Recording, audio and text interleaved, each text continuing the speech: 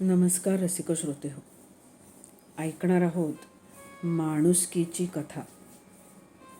परवाचीच गोष्ट. आम्हा दोघांना एका लेक्चरला जायचे होते.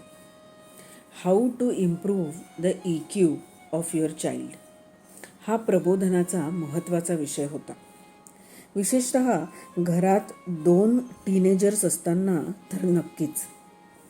आमची निघायची गडबड असल्यामुळे चान्स पे डान्स या युक्तीप्रमाणे दोघांनी मिळून आमच्याकडून पिझ्झा ऑर्डर करून घेतला होता.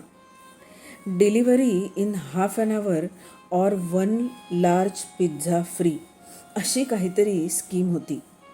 6 वाजेपर्यंत पिझ्झा येणं अपेक्षित होतं.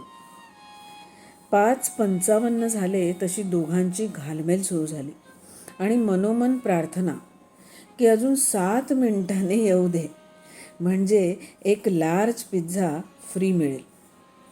खरं तर आम्ही जेव्हा जेव्हा पिझ्झा ऑर्डर करतो तेव्हा नेहमी थोडा जास्तीचा असतोच, कारण 1-2 तासाने एक अर्धा स्लाईसची भूक लागतेच.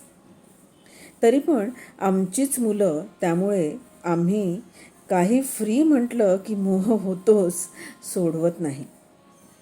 6:05 झाले आणि चिडचिड सुरू झाली. 6:15 झाले तरी पिझ्झाचा पत्ता नाही, नुसताच रागा.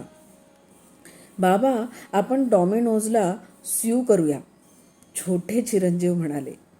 आई, तू कस्टमर सर्व्हिसला फोन लाव आणि कंप्लेंट कर. त्यांना सांग it is too late, they should give 2 free pizzas. इथे मोठे चिरंजीव. आम्हाला पण निघायचे होते. उशीर होत होता आणि चिडचिडही.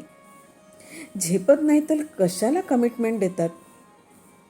आमचे आजोबा शांतपणे सोफ्यावर बसून सगळं पाहत होते, ऐकतही होते. आमची चिडचिड पाहून त्यांचंही लक्ष फाटकाकडे लागलं होतं. आबा, आम्ही निघतो, उशीर होतोय. पिझ्झा येईलच, पैसे पेड केलेले आहेत. मुलं घेतील, पण जरा त्याला दरडावून विचारा उशीर का झाला आणि तो फ्री पिझ्झा द्यायला सांगा. ते फक्त हसले. आम्ही निघालो. रात्री उशिरा आलो. आबा झोपले होते. आल्यावर मुलांना विचारलं, कधी आला पिझ्झा, फ्री मिळाला का? दोघं शांत होते. छान होता पिझ्झा, आम्ही फ्री मागितलाच नाही. का? 6:40ला पिझ्झावाला मुलगा आला. मी आणि दादू अंगावरच धावलो त्याच्या.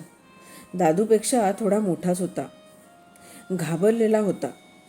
सॉरी म्हणत होता. प्लीज कंप्लेंट करू नका म्हणाला. तेवढ्यात आजोबा आले आणि आम्हाला ओरडले, गप्प बसा. त्याला विचारलं, का रे बाबा लंगडत आलास? मी पाहत होतो, सगळं ठीक आहे ना? तो हो म्हणाला. तेवढ्यात आजोबांचं लक्ष त्याच्या पॅन्टकडे गेलं. गुडघ्यावर फाटलेली आणि रक्तही आलेलं. मग आजोबांनी त्याला आत बोलावलं. पॅन्ट वर करायला सांगितली. जखम झाली होती आणि रक्तही वाहत होतं. काय झालं?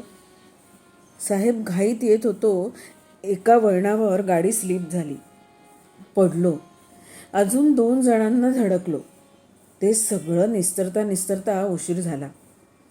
पण पिझ्झा मागे पेटीत होता, तो तसाच राहिला. कदाचित फक्त टॉपिंग्स थोडी सुट्टी झाली असतील. सर, प्लीज कंप्लेंट करू नका. रिमार्क देतात आणि अर्धा पगार पण कट करतात. आणि त्याने आमच्याकडे बघून अगदी हात जोडले. अरे, माफी कसली मागतोस? माझ्या नातवासारखा आहेस तू. दादू, जा डेटॉल कापूस घेऊन ये. आजोबांनी त्याला ड्रेसिंग केलं. त्याच्यासाठी चहा केला. त्याला पण 1 पीस पिझ्झा खायला दिला. तो आजोबांच्या पाया पडला आणि गेला.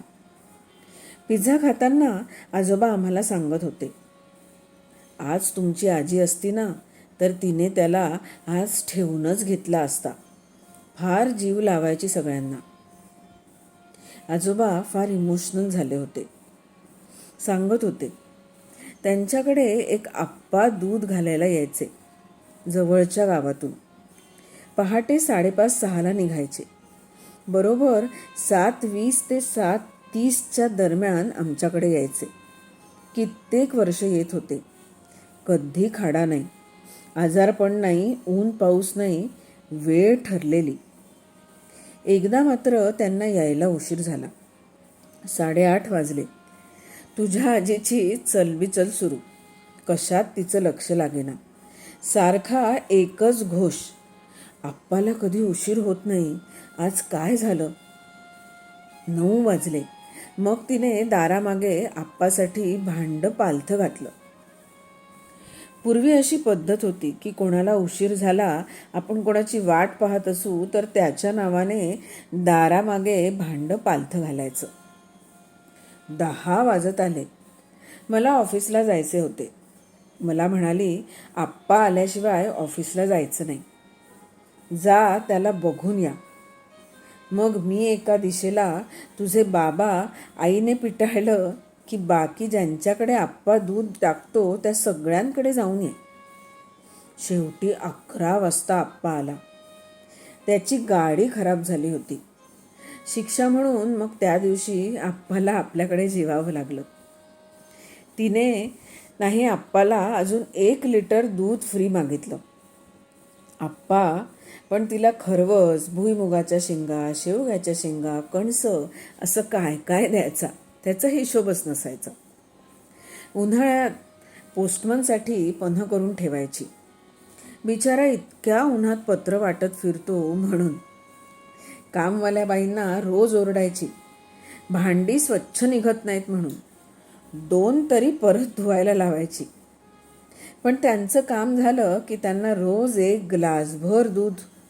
वर म्हणायची, ताकद नसेल तर कशी भांडे निघणार, म्हणून तुला दूध देते. कामवाल्या बाईंनी पण कधी कटकट केली नाही. पाहुणे रावणे झाले की जास्तीची भांडी पडायची, पण म्हणून खाडा नाही केला त्यांनी. तिनं या सगळ्यांकडे कधी सर्व्हिस म्हणून पाहिलं नाही. आमच्या वेळी एकूणच जगण्यातला SLA, KPI, KRA, goals, targets चिकटली नव्हती. आम्ही नाती मात्र जोडली होती. तुम्ही सगळ्याला पेनल्टी किंवा रिवॉर्ड लावून सर्व्हिस मिळवता आणि सुखी होता. आम्ही संवेदना जाणून सर्व्हिस मिळवायचो आणि समाधानी राहायचो. अरे मी काय बडबड करत बसलोय, तुझ्या आजीची आठवण झाली इतकंच. असो, चला पिझ्झा संपवा आणि मग तुमची काय ती कंप्लेंट लॉन्च करा. मग केली का, बाबांनी विचारलं. नाही बाबा, यापुढे कधीच कोणाला उशीर झाला तरी कंप्लेंट नाही करणार आणि फ्री पिझ्झा पण नाही मागणार. No one does it purposely. मला तर वाईट वाटतंय की आपल्याला वेळेत पिझ्झा पोहोचवण्याच्या नादातच तो घसरून पडला असेल, छोटे चिरंजीव म्हणाले. दादूने विचारलं, तुमचं लेक्चर कसं होतं. बायको उठता उठता म्हणाली, तुम्ही आज जे शिकलाय त्यापुढे तर काहीच नाही, जा झोपा आता. रसिक श्रोते हो, किती सुरेख आणि सहज गोष्ट आहे. आपण छोट्या छोट्या गोष्टींचं किती मोठं भांडवल करतो आणि त्या गोष्टी लावून घेतो, जपत राहतो, त्यातून बाहेर पडत नाही. प्रत्येक गोष्ट घडण्यामागे काही ना काही कारणं नक्कीच असतात आणि ती कारणं जाणून घेतली तर ती गोष्ट आपल्याला हळूहळू नक्की उमगत जाते. काय वाटतं तुम्हाला? तुमच्या प्रतिक्रिया नक्की कमेंट बॉक्समध्ये नोंदवा. आणि हो, चॅनलला अजूनही सबस्क्राईब केलं नसेल तर सबस्क्राईब करायला विसरू नका. मनापासून धन्यवाद.